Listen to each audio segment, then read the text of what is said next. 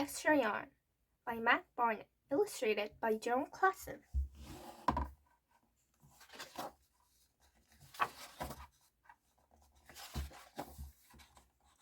On a cold afternoon in a cold little town, where everywhere you looked was either the white of snow or the black of soot from the chimneys, Annabelle found a box filled with yarn of every color.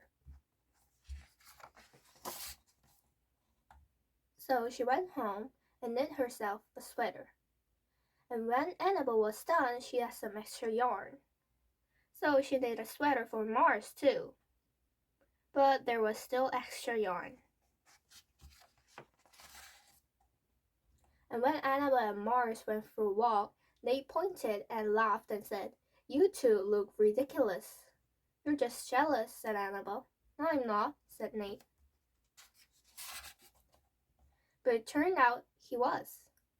And even after she'd made a sweater for Nate and his dog, and for herself and for Mars, she still had extra yarn.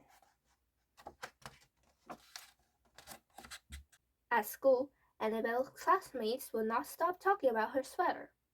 "Quiet!" shouted Mr. Norman. "Quiet, everyone! Annabelle, that sweater of yours is a terrible distraction.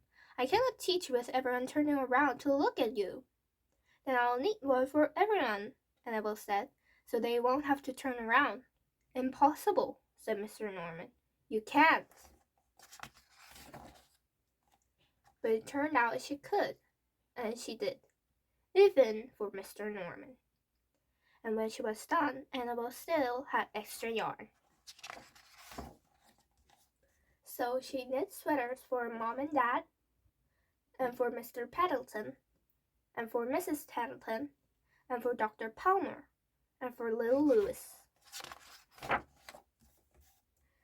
She made sweaters for everyone except Mr. Crabtree, who never wore sweaters or even long pants, and who would stand in his shorts with the snow up to his knees. "No sweater for me, thanks," said Mr. Crabtree. So she made Mr. Crabtree a hat, and even then Annabelle still had extra yarn. She made sweaters for all the dogs and all the cats and for other animals too. Soon people thought Annabelle will run out of yarn, but it turned out she didn't. So Annabelle made sweaters for things that didn't even wear sweaters. Things began to change in that little town. News spread of this remarkable girl who never ran out of yarn, and people came to visit from all around the world to see all the sweaters and to shake Annabelle's hand. One day, an archduke who was very fond of clothes sailed across the sea and demanded to see Annabelle. "Little girl," said the archduke, "I would like to buy that miraculous box of yarn, and I am willing to offer you $1,000,000. "No, thank you," said Annabelle, who was knitting a sweater for a pickup truck.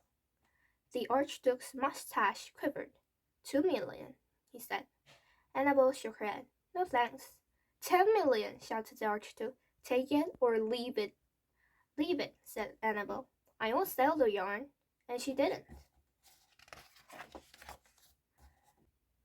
So that night, the archduke hired 3 robbers to break into Annabelle's house, and they stole the box and took it to the archduke, who set off across the snow and sailed over the sea back to his castle. The archduke put on his favorite song and sat on his best chair, and he took out the box, and he lifted its lid, and he looked inside. His mustache quivered, it shivered, it trembled. The archduke hurled the box out of the window and shouted, "Little girl, I curse you with my family's curse. You will never be happy again." But